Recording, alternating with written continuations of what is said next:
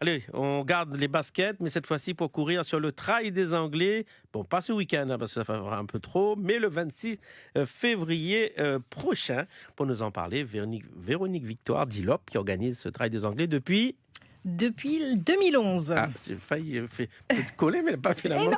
Non. Depuis Donc, 2011. plus de 10 ans. Donc, bonjour Véronique. Bonjour. À 10 jours de la course, on ne peut plus s'inscrire. Mais enfin, Ah mais on ne peut plus s'inscrire depuis le mois de décembre, depuis fin décembre. Effectivement, on a ouvert les inscriptions début décembre. En moins de 3 semaines, tout était plein. plein, ça veut dire quoi? Plein. Alors, on a un quota de 1500 participants. Effectivement, les 1500 places ont été prises. On a pu réouvrir un petit peu de places suite à quelques désistements il y a une semaine, mais c'est parti en 5 minutes. Les places. Donc c'est quelque chose qui est vraiment très très prisé, un trail très populaire. Et donc voilà, on fait le plein chaque année. Et pourtant, on aurait pu penser par rapport à l'épisode de l'année dernière, donc on rappelle la course qui a dû être stoppée à cause de la montée des eaux, donc sur une partie de parcours, et donc c'était devenu dangereux.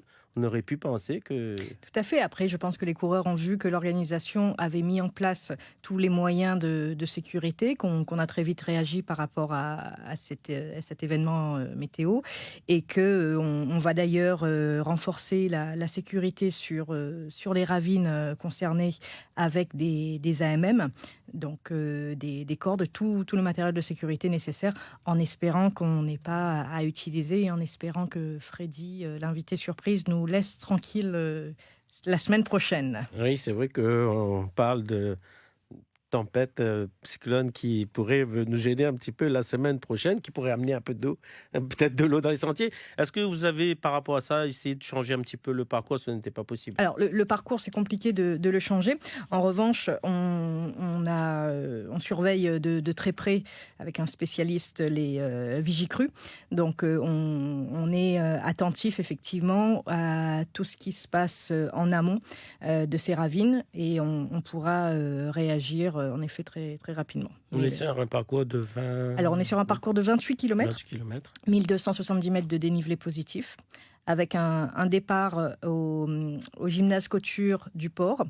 Le parcours va s'étaler sur 8 km de route, qui va permettre justement d'étirer un peu le peloton de 1500 coureurs pour entamer la montée du chemin des Anglais à la Possession, rejoindre la Grande Chaloupe, monter ensuite à Saint-Bernard jusqu'à la maison de l'ONF, entamer le sentier des Terres Rouges, aller jusqu'au Colorado et finir sur la descente du Colorado pour arriver au stade de la Redoute. Et les plus grandes difficultés? Alors, les plus grandes difficultés, on a effectivement ce chemin pavé, s'il est un peu mouillé, il peut être très technique. On a effectivement les montées très raides dans les Terres Rouges. Et la plus grande difficulté, ça va être la chaleur. La chaleur où les coureurs vont devoir effectivement gérer. On a des points de ravitaillement suffisants, où les coureurs devront bien s'hydrater, bien s'alimenter également. Mais voilà. Bon, la chaleur, pas pour les premiers. Parce que... Alors, effectivement, pas pour les premiers. On a un départ à 5h30 du matin qui permet d'éviter la chaleur pour le gros du peloton.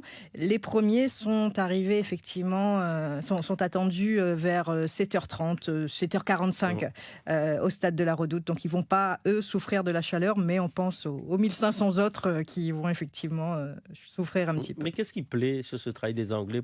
Chaque année, il fait le plein, même bien longtemps avant que la course n'ait eu lieu. Effectivement, le Trail des Anglais fait le plein depuis pratiquement le début. Je pense que c'est un trail populaire qui est quand même aussi la dernière partie des courses du mois d'octobre. Donc les gens, ils aiment bien se tester un petit peu sur ce parcours qui est accessible. Et également, son positionnement dans le calendrier fait que ça fait un trail de reprise qui permet à tout le monde, après les fêtes, de se tester un petit peu sur les sentiers. On dit un travail pas trop long, donc bien pour vraiment redémarrer la saison. Voilà.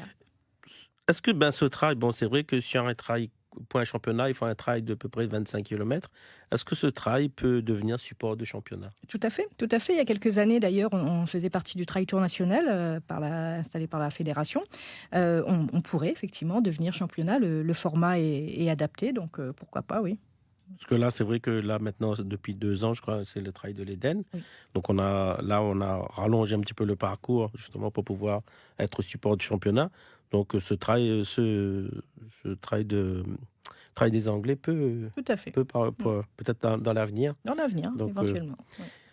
Il y a bien sûr d'autres courses au calendrier. ILOP ne fait pas que le trail des Anglais. D'autres courses qui ont dû être annulées aussi l'année dernière. Alors effectivement, le trail de l'Arc-en-Ciel, nouvelle version, a dû être annulé pour peut-être se peaufiner un peu mieux pour cette année. Mais avant tout, là, donc le prochain trail, après le trail des Anglais, ça va être l'ultra-marathon des cirques. Alors ça, c'est la première édition a eu lieu au mois de juin 2022. Deuxième édition, je pense qu'on va effectivement encore faire le plein, puisque l'ultra-marathon des cirques est une course qui prépare aux échéances du Grand Raid. C'est un parcours très exigeant, 64 km 5000 mètres de dénivelé avec une montée au point culminant de la Réunion, le Piton des Neiges. C'est un parcours qui fait le tour des cirques, donc 3 cirques. Voilà, Sillaos, Salazie, Mafate, une boucle Sillaos. Et il y a une formule également en relais qui plaît beaucoup, et avec des paysages magnifiques. Enfin, une traversée de Mafate qui... voilà, donc je pense que là, on a 1000 coureurs attendus sur cette course. Les inscriptions ne sont pas encore ouvertes.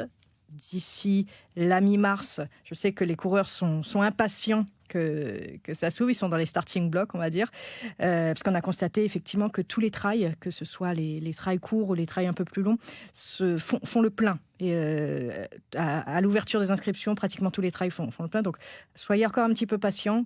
D'ici la mi-mars, on ouvrira les inscriptions de l'ultramarathon des cirques. Surtout quand on est dans les cirques. Là, on est dans les 3 cirques. Ça n'a rien à voir avec Mafate Trail Tour ou... Non, c'est un parcours, parcours différent, effectivement, avec un fort dénivelé. Et ça demande beaucoup d'entraînement, une exigence physique avec des températures très, très fraîches au sommet du Piton lorsqu'on arrive à 5 heures du matin, mais à des paysages magnifiques à découvrir. L'arc-en-ciel revient cette année? Alors, l'arc-en-ciel revient effectivement au mois de septembre.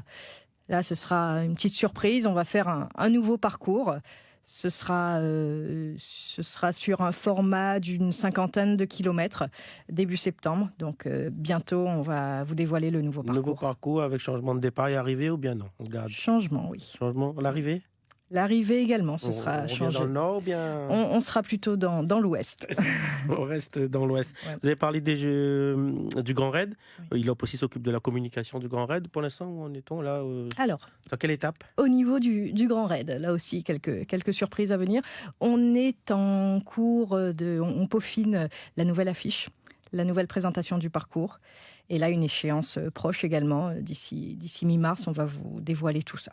On est en phase de préinscription, c'est bien ça? Alors, tout à fait. Le Grand Raid, les préinscriptions sont ouvertes sur les 3 courses, puisque le Zambrocal Trail, les inscriptions sont terminées. Le quota a été atteint, encore une fois, très, très rapidement, en 2 jours, même pas. Donc, le Zambrocal Trail a fait le plein de 200 équipes. Diagonale des Fous, Trail de Bourbon et Mascareigne, les préinscriptions sont toujours en cours. Donc, les coureurs peuvent se préinscrire sans se précipiter.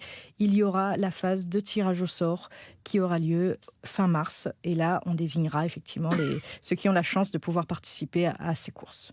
Alors, juste pour terminer, Véronique Victoire, rappelons-nous donc le Trail des Anglais, c'est le 26 février prochain, avec un départ... à 5h30 au gymnase Couture du Port. Et avec une arrivée, donc bien entendu, comme d'habitude... au stade de la Redoute. Au stade de la Redoute. Et puis, on va scruter, bien sûr... le ciel. Le phénomène qui est dans le coin. Merci Véronique Victoire pour toutes ces précisions. Merci Patrick.